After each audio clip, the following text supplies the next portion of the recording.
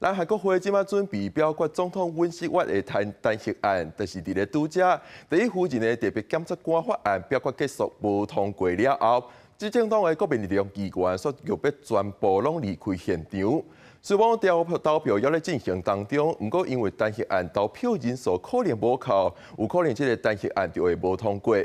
因若今日早起，南韩总统尹锡悦发表全国演说，针对戒严事件向南韩国民会失礼，而且强调袂有第二摆的戒严，但是要还是伫网络引起批评。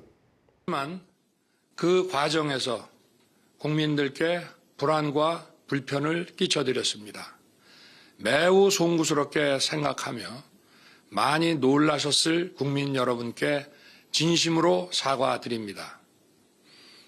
저는 이번 계엄 선포와 관련하여 법적, 정치적 책임 문제를 회피하지 않겠습니다. 尹锡悦伫宣布受回戒严了后，第一摆公开出来向国民鞠躬会失礼，表示紧急戒严是家己做回国情最后决策的人，感受到级别感所做的决定，未逃避责任，包含家己的任期在内，各种稳定政局方案会全权交由执政党来决定。 분명하게 말씀드립니다.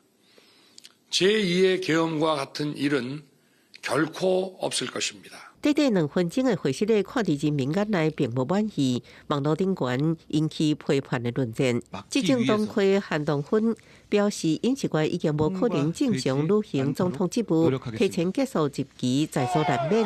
今后会为国民考虑提出最后理想的方案。上大在野党共同民主党魁李在明也对尹锡悦的讲话表示真失望，谴责这是无符合国民要求，而且让国民更较愤怒甲失望的言论。 呼吁伊马上落台，除了辞职或者是被弹劾，已经无其他办法能解决。公司新闻是会中编译。